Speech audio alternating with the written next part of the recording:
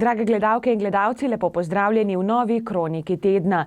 V Slovenskem planinskem muzeju v Mojstrani so na ogled postavili nov muzejski predmet. Od slovenske policije so v upravljanje dobili helikopter Augusta Bell 47J-2A Ranger, imenovan tudi Borduš, prvi reševalni helikopter v naših gorah. Helikopter Bell 47 je prišel v takratno letalsko enoto milice v maju leta 1967. Njegov prihod ni pomenil le začetek delovanja letalske enote milice, sedanje letalske policijske enote Ministrstva za notranje zadeve, temveč tudi začetek in nadaljevanje razvoja helikopterskega gorskega reševanja v Sloveniji. Prav ta helikopter je bistveno vplival na helikoptersko gorsko reševanje pri nas, ki je prepoznano kot eno najbolj razvitih, tako zaradi tehnike in tudi zaradi strokovnosti ter požrtvovalnosti ljudi. Slavnostni prevzem Borduša je bil včeraj. Ja, tako je. Namreč, tako kot se spodobi, smo s predstavniki slovenske policije, Gorsko-reševalne zveze Slovenije in našimi izvajalci slavnostno odprli oziroma prerezali trak ob novem predmetu, ki ga hranimo odslej v Slovenskem planinskem muzeju. Gre namreč za enega prvih helikopterjev, ki je pričel z reševanjem v gorah in bistveno vplival na način gorskega reševanja. Zanimivo je morda več stvari o helikopterju. Kaj in kako je reševal, kako dolgo je letel, kdo ga je vozil, kdo je z njim upravljal, kdo so bili tehniki. Vse to so vprašanja, ki jih v našem muzeju skušamo razvozlati in predstaviti tudi nam. Pridobili smo ga od slovenske policije in bo v hrambi v Slovenskem planinskem muzeju. Vabljeni k ogledu. In seveda lepo skupaj vas vabimo, da slavnostno prerežete vrvico.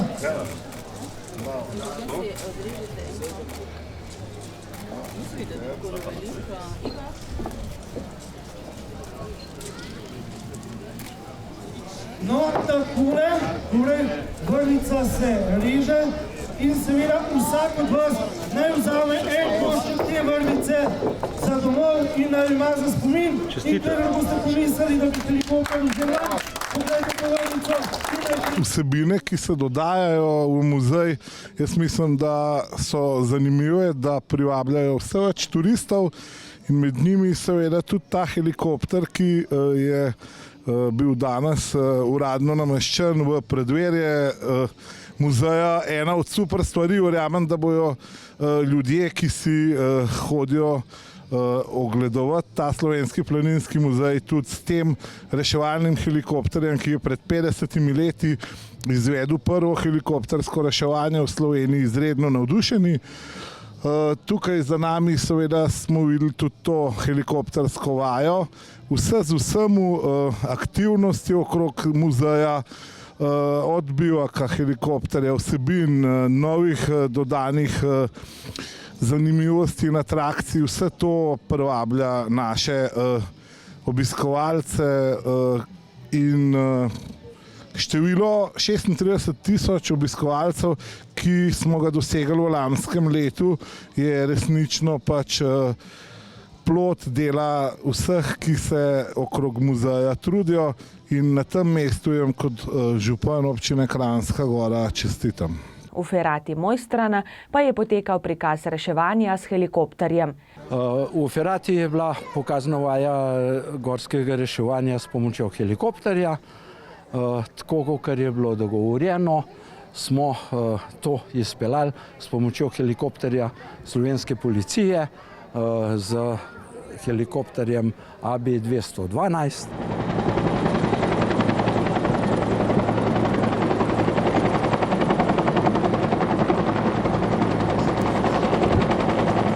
V sami Ferati je ena ta alpinistična naveza je bila. Eden od alpinistov je padel in je zdrsnil približno 20 metrov globoko čez en velik previs. Tam ob visu, seveda soplezalec ga je v rokah zadržal, poklicali smo takoj v pomoč helikopter, ta se je takoj nemudoma odzval Pri letu reševalec, letalec se je s pomočjo elektromotornega vitla spustil do ponesrečenca, ga pripel na sebe, dvignil, odrezal vrv in pa seveda spravil v sam helikopter. Zatem je še enkrat sledila ista vaja, da je pobral še njegovega soplezalca, ravno tako same stene, dvignil helikopter in odletel z ponesrečencem v zdravniško oskrbo. Njegovo zgodovino so na muzejskem večeru predstavili zanimivi gosti in dokumentarni film. Ja, na muzejskem večeru so zanimivi sogovorniki predstavili našega Burduša, helikopter, ki je prvi sodeloval v reševalni akciji. To je bilo 24. marca 1968 za Mojstrovko. Povabili smo še nekaj živečih, aktivnih ljudi, ki so bili zraven takrat. Seveda prišel je gospod Emil Herdec, tudi reševalec letalec, eden začetnikov pravzaprav iz Gorske reševalne postaje Kranj. Prišel je tudi Emil Stapinčič, gospod, ki je bil pravzaprav prvi mehanik na našem Burdušu. Prišli so nekateri reševalci, ki so se prav tako zapisali v zgodovino reševanja, med njimi tudi domačin iz Kranjske Gore, to je Marjan Lavtižar, ki je bil prav tako reševalec v tisti nesrečni reševalni akciji daljnega leta 1968. Veliko zanimivega nam je predstavil Janez Brojan s svojimi več kot 50-letnimi izkušnjami pri reševanju in pa tudi pri reševanju s helikopterjem. Prišel je tudi iz letalske enote iz Brnika gospod Miha Avbal, to je aktualni mehanik, ki nam je tudi pomagal pri postavitvi helikopterja v sam muzej. In seveda prišlo je še nekaj zanimivih gostov.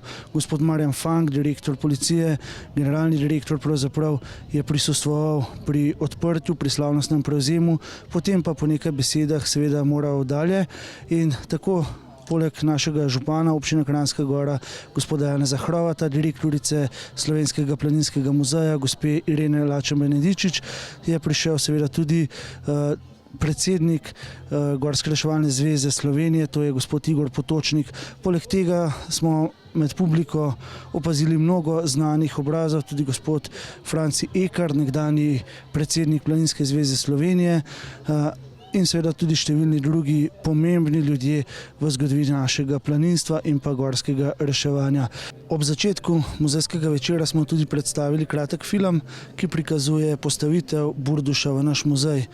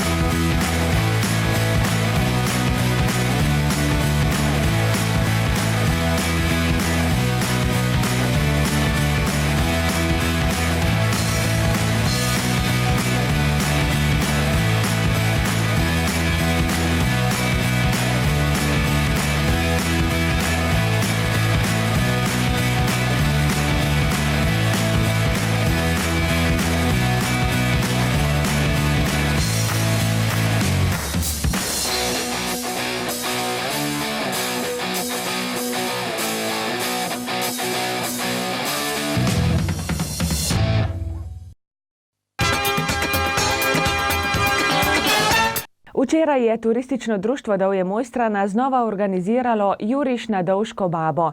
Udeleženci so se pomerili v nordijski hoji, kolesarjenju in teku. Tudi otroci so tekli, vendar na krajši 400 in 800 metrov dolgi progi. Srečno, 5, 4, 3, 2, 1 in začel se je že tek na Dovško babo. Štartno mesto je bilo na Dovjem pred hišo Parkater, cilj pa na Cicovem rovtu. Pot je šla najprej skozi vas Dovje, potem pa po makadamski poti proti Ravnam. Proga je dolga 5900 metrov, premagali pa so 400 metrov višinske razlike. 5, 4, 3, 2, 1 in začenja se še kolesarski vzpon na Dovško babo. Vsi dobrovalci tudi zgorskili kolesi in potomišče na stvar. 7. Juriš na Dovško babo danes v tem prekrasnem vremenu. Seveda nekaj besed najprej v udeležbi in pa seveda o samem teku. Ja, udeležba je kar v redu za takšno majhno vas, kot je Dovje. Okrog 50 udeležencev zaenkrat, pričakujemo še nekaj prijav na otroškem teku. Vreme je lepo, tako da mislim, da bo v redu. Otroci srečno, 5, 4, 3, 2, 1 in gremo otroci na 400 metrov. Gremo otroci na 400 metrov, kaj je skupinici milijon.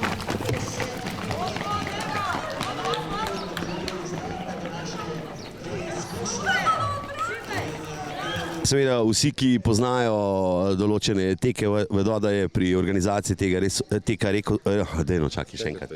Vsi, ki so seveda kdajkoli organizirali eno tekmovanje, vedo, da je pri tem res ogromno dela.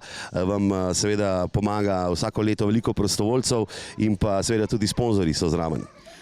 Ja, moram reči, da brez pomoči domačinov, prostovoljcev tega ne bi mogli izpeljati. Tudi hiša Parkater, Franci Koražija in vsi ostali sponzorji ogromno prispevajo. Od nagrad do delovnih rok, tako da priprave že pred samo tekmo, pa danes tam okrog 30 prostovoljcev dela za to, da vse poteka nemoteno. Ste pa zdaj v koledarju kar v istem terminu, zadnjo soboto v mesecu maju boste s tem terminom nadaljevali.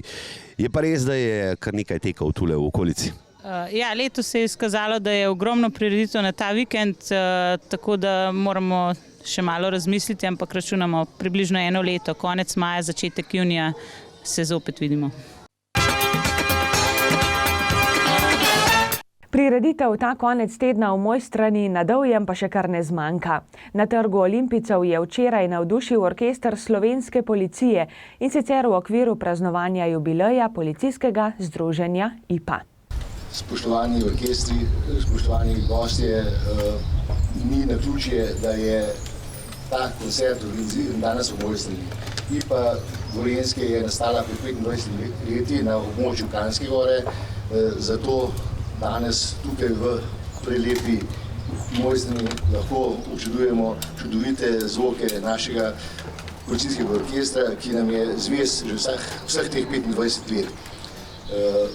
Upam, da boste prijetno navdušeni, da boste doživeli lepe trenutke v poslušanju našega orkestra in še enkrat hvala, da ste prišli.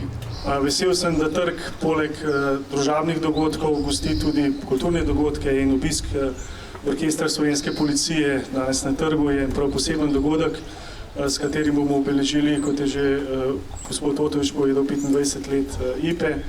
In pa jaz sem se pač na hitro pozanimal, orkester, mislim, da naslednje leto slovi 70 let, tako da je to ena res lepa obletnica, ki jo boste verjetno, bom rekel, praznovali z veliko število nastopov.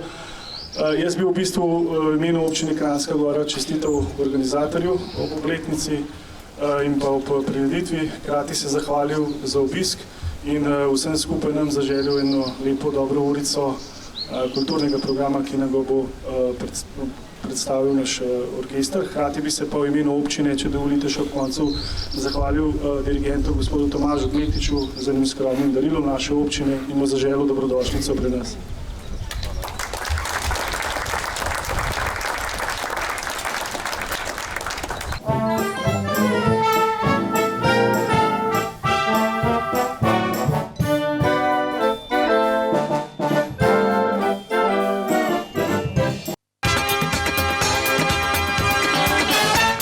Od četrtka do danes je Kranjska Gora gostila Evropski festival kolesarjenja Trail Days, ki je v Zgornjesavsko dolino privabil okoli 2000 kolesarjev z vseh koncev Evrope.